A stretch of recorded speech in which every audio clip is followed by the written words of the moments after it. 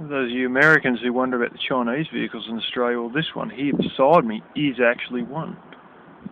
That's your base model Great Wall. I think it's a 4x2, that one. So the front wheels wouldn't engage.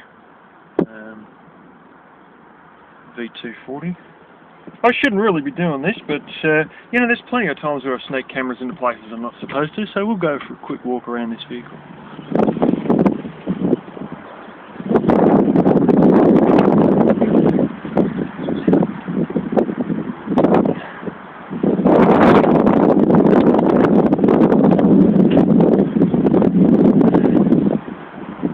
There gives you a basic idea of what they look like. It's almost an identical copy inside of a General Motors truck.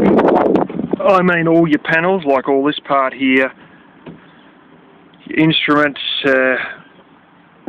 panel, the whole lot is just absolutely bit for bit identical to a GM that's about, like 3 years ago or something like that. And yeah, surprisingly enough, they're actually an alright enough vehicle. So I am told by someone at work who works with someone who is in the repairs section. Now, there's plenty of these that are actually outdone Daewoo's from South Korea, because a lot of the Daewoo's didn't last any more than 10 years, and there's plenty of these that have lasted 10 years so far without a problem. So, but yeah, as I'll tell you in the other video, it's all Mitsubishi running gear and everything. I think that one might be diesel, so that would have the Chinese diesel engine in it. I think, yeah, it looks like your back brake's a drum and your front a disc, so it's still a bit, you know, old school. You got leaf spring suspension in the back there, but when your gearbox and engine are made by Mitsubishi, you're not that worried. And the crash tests, you know, oh, these things haven't been crash tests, they're all saying on the friggin' talkback radio. Oh, relative of mine, oh, you don't want to get one of those, they haven't been crash tests. You can go and look at the crash tests of these things on YouTube, so this bullshit that they never crash test is crap. And they are actually better than some of the small cars that are made in not Chinese countries. I won't say Australia, but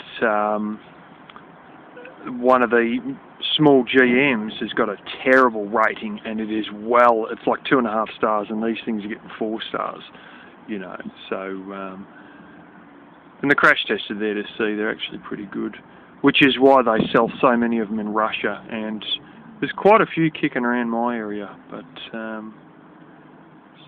they don't really feel like a Chinese shitbox when you get inside, because I've been to the dealership and sat inside them and had a good look at them, and they've got another one that's like a little SUV wagon, sort of like, see that thing over there, sort of a bit like that sort of a thing. In fact, that is actually the Captiva I'll be talking about in a minute. But yeah, so there's like the little SUV and then basically the utes. And they were going to have a camper van, but I think that all fell flat on its face. There is dual cab ones getting around as well. There's ones with a factory back as opposed to just the aluminium tray. Guy I knew had one of those, and he had like a whole shooting rig set up in the back, like a wooden seat and friggin' racks with sort of foam along the top for the guns, and he had all the friggin' spotlights and shit all mounted on the top. And people do beat the shit out of them, and they seem to hold up all right. So.